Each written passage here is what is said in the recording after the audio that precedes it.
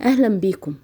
حبينا ناخدكم معانا في زيارة لمكتبة مصر العامة.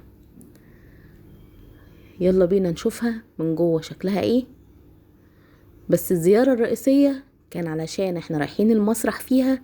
في هناك هنحضر مسرحية، والمسرحية الحقيقة طلعت جميلة جدا.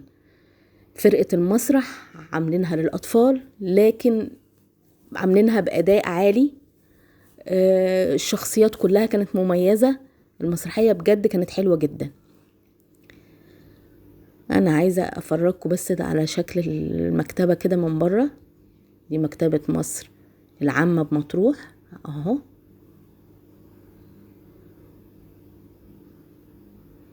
الحقيقة شكلها تحفة من بره او من جوه. هنا معلقين كده زي حاجة تذكارية للصور بتاعت الحروب والحاجات دي، اللي هي معركة وادي ماجد. دي حاجات تذكارية للصور اللي كانت موجودة في الفترة دي.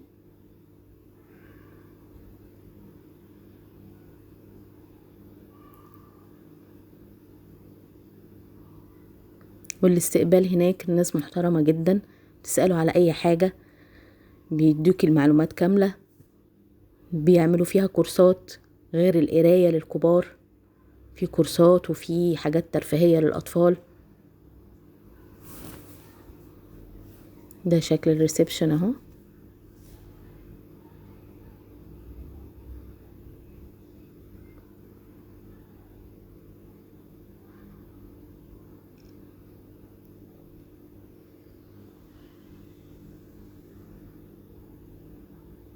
هنا الناس كانت بتستعد عشان تطلع للمسرح فوق.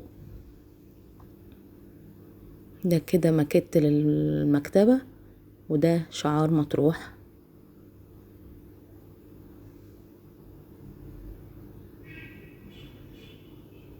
عايزة افرجكم برضو على الابداع في التصوير. انا عايزاكم تشوفوا المنظر بتاع الصور، وكل صورة زي ما تكون بتحكي قصة، كل صورة ليها معنى. بجد رائعة رائعة.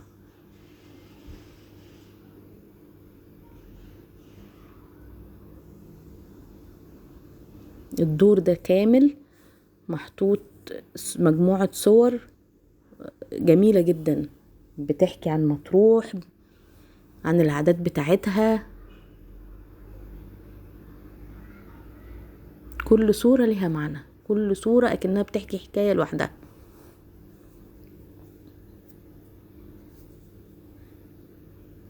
انا حبيت اصورها عشان افرجكم على الجمال اللي موجود عندنا هنا في المكتبة. واللي يجي مطروح يقدر يزورها عادي، يدخل عادي.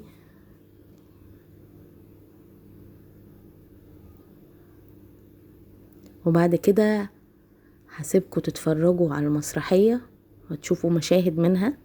المسرحية جميلة جدا، بتدي معنى ان لازم يبقى فيه تعاون، وان احنا نحافظ على البيئة وما نخلش بأي حاجة من الموجودة في البيئة، لان اي اقل خلل ممكن يبوظ كل حاجة في البيئة.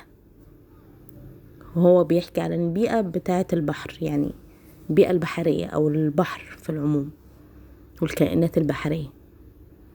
ده برضو جدار تاني موجود عليه مجموعة من الصور.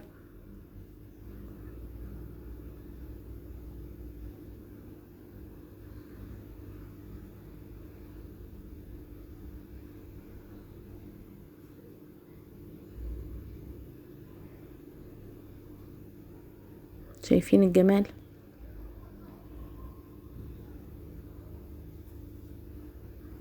الحقيقة روعة. شايفين الرسم بالكتابة؟ ما شاء الله جميل جدا.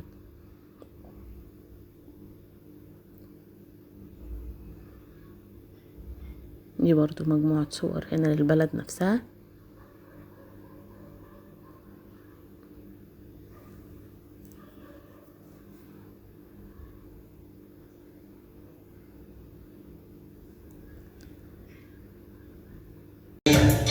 وتعالوا يا بنات ويا الصبيان انا جايب حواديتي وكان حكواتي بقول كان يا مكان حكواتي وشغلتي حكان وتعالوا يا بنات ويا الصبيان انا جايب حواديتي وكان هحكي لكم قصة فيها المتعة عن ملك البحار السبع من جاي يا ولاد من جاي يا ولاد من جاي يا ولاد حكواتي.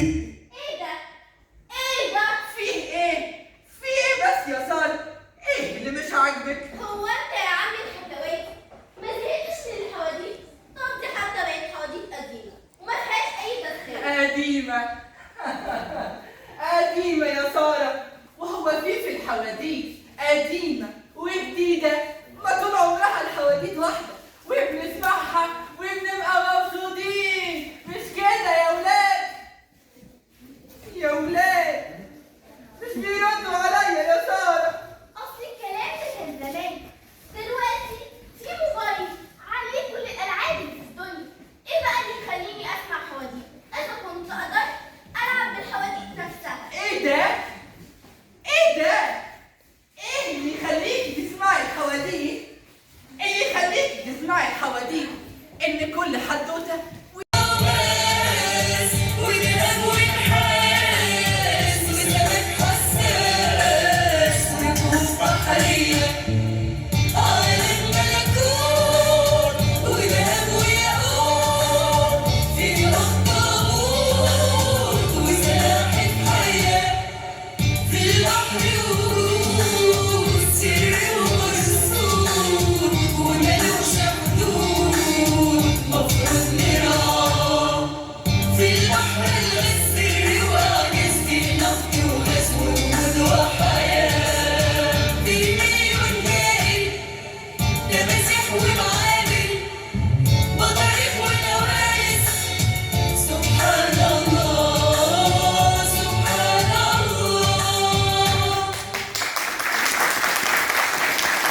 عامل لك نار وزعلت ليه يا عمي ليه جرالك ايه ما تحكي يا ناس؟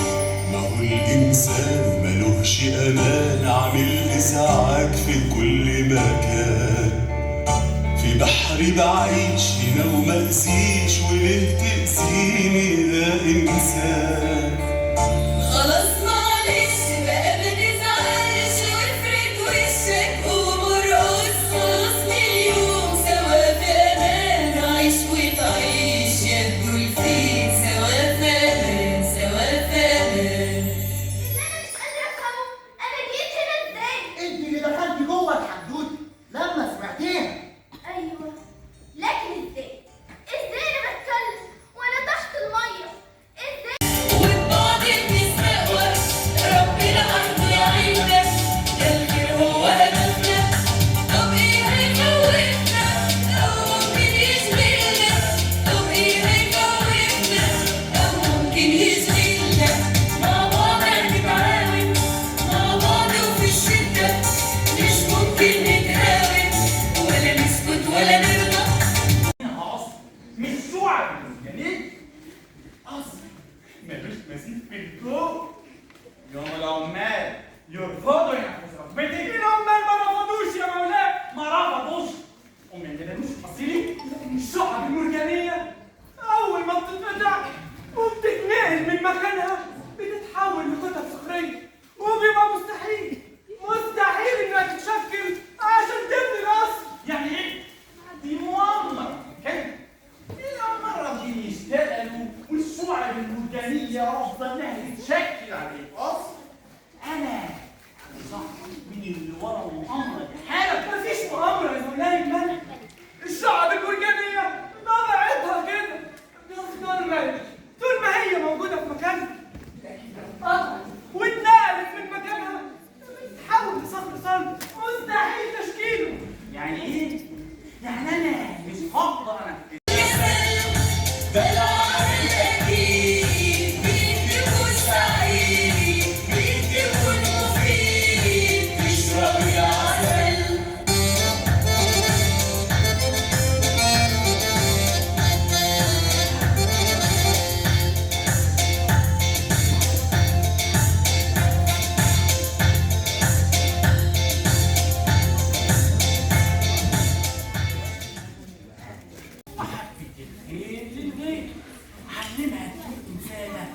بمعنى كلمة إنسان. هو ده اللي أنا اتعلمته، وهو ده كمان اللي لازم كل أب يتعلمه. واحنا كمان اتعلمنا درس مهم. اتعلمنا ايه بقى؟ اتعلمنا اننا نفكر ازاي نساعد الغير بدل ما نفكر ازاي نخرج من الحدود. فكرنا ازاي نساعد حمال الغلال وننقذ الصعب والجريمة، وكمان ننقذ الحياة البحرية. فعلا ده كان درس مهم لينا كلنا. وعشان كده كلنا هنحتفل عيد الأفراح وعلموا الزينات ووزعوا الهدايا. من النهارده كل البلاد في عيد. طيب هنخرج من حدود الانسان. فانت طول عمرك في حدودك هتخرج تروح على فين؟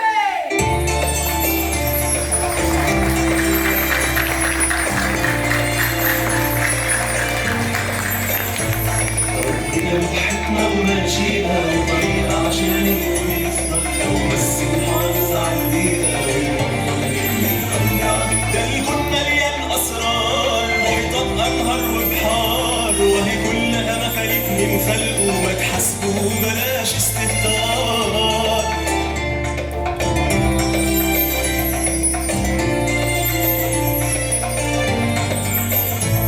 ربنا له حكمة وترتيب وغريب الإنسان في عمايله لو بس الإنسان بيسيب كل الكائنات دي تعيش زيه لو بس نحافظ على المية كل الكائنات البحرية لو بس نسيب ليها حياتها بيئتها تعيش مش مأذية.